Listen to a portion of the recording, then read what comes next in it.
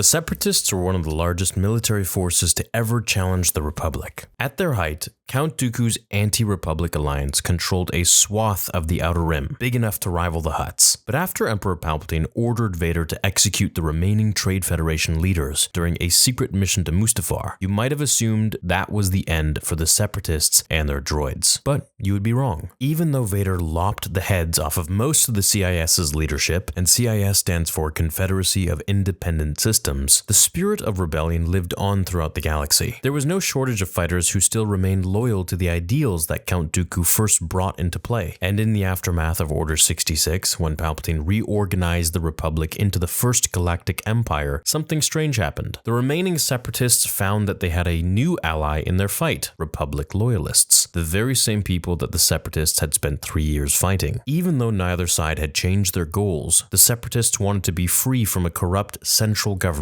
and the Republic loyalists wanted to preserve the Republic. They found that the Empire was their common enemy. So how did those early Separatists become the backbone of the rebellion? That's the story we'll tell today. Rebelling against the Empire. Immediately after the massacre of CIS leadership on Mustafar, the Empire moved its forces into former Separatist worlds, planets whose only defense were battle droids and their droid starfighters were most vulnerable. But even those defended by sentient soldiers weren't eager to stand up against Palpatine's new regime. Still, some resisted. Taking their small forces to the Outer Rim, a handful of Separatist holdouts continued to fight against the Republic's new government, the Empire. With fewer ships in the Outer Rim, these Separatists knew that they could recuperate in the safety of the distant worlds that made up the western reaches. But there were many Separatists who continued to live on in limbo. On some low-priority worlds, the Empire didn't bother to send its newest Imperial Star Destroyers to demonstrate their power over the local populace. With war on the aquatic world of Mon Cala and unrest within the Mid-Rim, Palpatine ordered his admirals to turn their attention to more important planets. But after a while, Moff Tarkin found his way to former Separatist worlds to exact revenge. By his estimation, even if former Separatists had pledged their allegiance to the Empire, they were still dangerous. It would only be a matter of time before they felt the same urge to rebel against Palpatine's Empire, as they did half a decade prior when they fought against the Republic. But Tarkin wasn't as forgiving as the Jedi generals and their clone troopers. In order to prevent future generations of Separatists from rising up, Tarkin targeted former Separatist worlds and mercilessly arrested, tortured, and even massacred many of their citizens. One of these campaigns became known as the Antar atrocity, and the brutal treatment of the sentients of that world actually inspired one of the earliest rebel leaders, Birch Teller. Sometime after 18 BBY, Palpatine ordered his Imperial Navy into the western reaches to target the Separatist holdouts who had fled to the Outer Rim following the fall of the Republic. But the surviving Separatists wouldn't go down without a fight. Throughout the 3 years that followed, Tarkin and the Imperials used the same cruelty they had displayed on Antar 4 on the small primitive bases that the former CIS had taken up. But without a proper military or civilian population to attack, Tarkin found his victories were always hollow. After claiming victory in the region, Tarkin turned his attention back to mid-rim campaigns, but it only took a short while for the hiding Separatists to rebuild, joining the Alliance. Although the Separatists holdouts weren't known as rebels at the time, you can see that they presented the same exact threat to Palpatine's new empire. But to be honest, the relationship between rebels and former Separatists didn't develop as smoothly as you might have guessed. When it came to the rebellion, there were two types of members. Some, like Senator Bail Organa, were adamantly anti-Palpatine for a simple reason: he destroyed the Republic. Those few politicians who dared to resist the Empire gathered soldiers to their cause and targeted Imperial forces how they could. But others, like Luke, discovered the rebellion in a different way. Palpatine and his trusted commanders believed the best way to maintain power throughout the galaxy was through force, whether through mass arrests, aerial bombardments, or aggressive stormtrooper patrols. The Empire kept its citizens in a constant state of fear. But naturally, some refused to back down. Whenever Palpatine unjustly arrested, harassed, or killed a sentient, there was always a chance that their son, daughter, mother, or father would seek revenge. Their desire for vengeance would lead them to Bail Organa or other rebel leaders, as they eventually formally enlisted in the rebellion. But, as you know by now, the Separatists were a bit different. They were motivated by a desire to escape a centralized government, and the tactics that the Separatist forces under Count Dooku used were, even by rebel standards, savage. Throughout the years that preceded the First Battle of Yavin, Separatist forces found themselves sharing supplies, intel, and even battlefields alongside younger generations of rebels. And even though the rebel forces benefited from the logistical superiority that Separatist holdouts possessed, they couldn't help but feel a bit uncomfortable fighting on the same team, just as we saw in Rebels. In Legends, the fate of the Separatists holdout was even more complex. Former Seps and leaders, or even former Republic senators, would often run off with an army of battle droids and turn them against Palpatine's new regime. Vader himself regularly led campaigns like the one on Ostor in order to sever the still powerful Separatists' holdouts. But even the powerful Sith Lord, Vader himself, couldn't put an end to all of them. After the rebellion officially declared itself, the surviving Separatists, like General Horn and Bejean's squadron, who joined ranks with Organa's organization, in the end, they melted into rebel forces and eventually survived long enough to see the Empire fall. In the aftermath, some continued to fight against the New Republic for independence, while others, impressed by General Leia's acumen, decided to give the new government a shot. Hope you guys enjoyed today's video, which was mostly canon. I'll see you all in the next one. Leave a like here if you enjoyed it. Catch me on Spotify. Until the next one, remember, the Force will be with you always.